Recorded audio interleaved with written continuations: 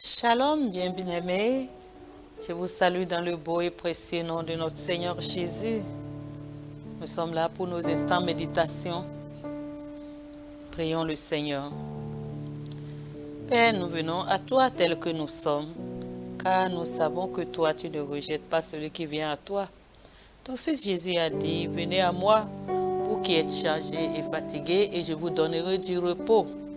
Nous venons donc à toi tel que nous sommes. Et nous venons nous abandonner en tes mains.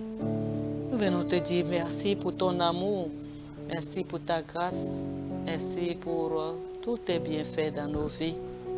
Il n'y a que toi pour le faire et notre âme le reconnaît si bien. Voilà pourquoi nous venons te louer, nous venons te célébrer, nous venons te magnifier. Nous venons reconnaître ta majesté, nous venons reconnaître ta suprématie, nous venons reconnaître ta souveraineté. Seigneur, qui est comme toi? Il n'y a point de Dieu comme toi. Parmi les dieux qui est comme toi, magnifique en sainteté, digne de louange, opérant des miracles, comme l'a chanté Myriam de concert avec les enfants, avec le peuple d'Israël, quand ils ont vu tes prodiges, quand ils ont traversé la mer Rouge à sec, et quand ils ont vu Satan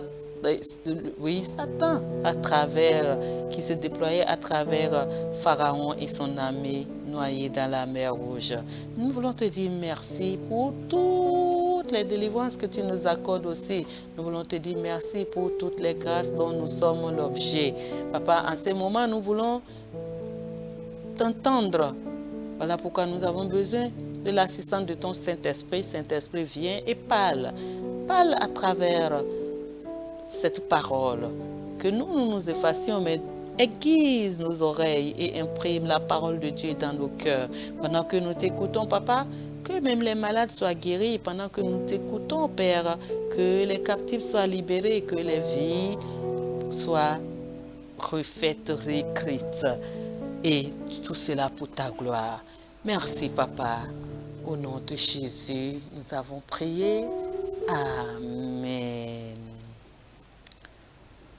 Vers toi, Seigneur, j'élève ma voix pour t'adorer,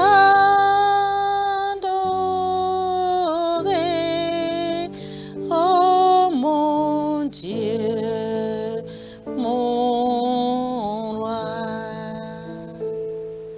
Reçois, Seigneur, comme un doux parfum, l'amour et le chant de nos cœurs reconnaissants.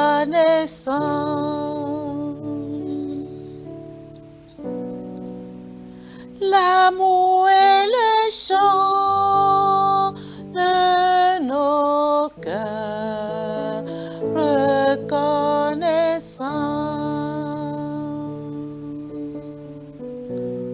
Vers toi, Seigneur, j'élève ma voix pour t'adorer,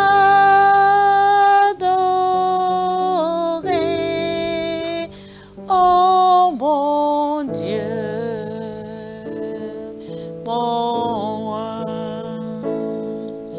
Reçois, Seigneur, comme un doux parfum, l'amour et le chant de nos cœurs reconnaissants.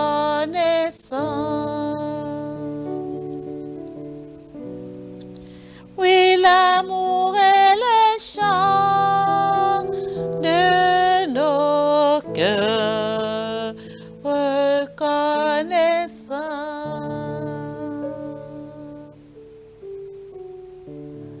L'amour et le chant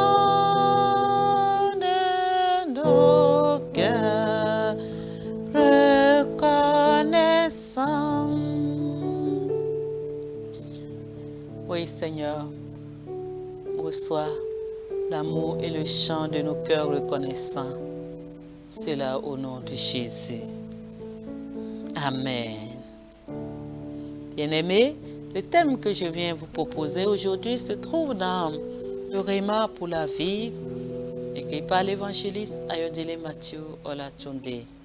Et ce thème est intitulé ainsi qui suit: à qui obéissez-vous? À qui obéissez-vous? Le texte de base se trouve dans Exode chapitre 1, versets 7 à 21, que nous lisons. Les enfants d'Israël furent féconds et multiplièrent. Ils s'accrurent et devinrent de plus en plus puissants, et le pays en fut rempli. Il s'éleva sur l'Égypte un nouveau roi, qui n'avait point connu Joseph. Il dit à son peuple: voilà les enfants d'Israël qui forment un peuple plus nombreux et plus puissant que nous. Allons, montrons-nous habiles à son égard. Empêchons qu'il ne s'accroisse et que, s'il survient une guerre, il ne se joigne à nos ennemis pour nous combattre et sortir ensuite du pays. Et l'on établit sur lui des chefs de corvée afin de l'accabler de travaux pénibles. C'est ainsi qu'il bâtit les villes de Pithom et de Ramsès pour servir de magasin à Pharaon. Mais plus on l'accablait, plus il multipliait et s'accroissait, et l'on prit en aversion les enfants d'Israël. Alors les Égyptiens réduisirent les enfants d'Israël à une dure servitude. Ils leur rendirent la vie amère par de rudes travaux en argile et en briques, et par tous les ouvrages des champs. Et c'était avec cruauté qu'il leur imposait toutes ces charges. Le roi d'Égypte parla aussi aux sages femmes des Hébreux, nommées l'une Shifra et l'autre Pua. Il leur dit: quand vous accoucherez les femmes des Hébreux et que vous les verrez sur les sièges, si c'est un garçon, faites-le mourir.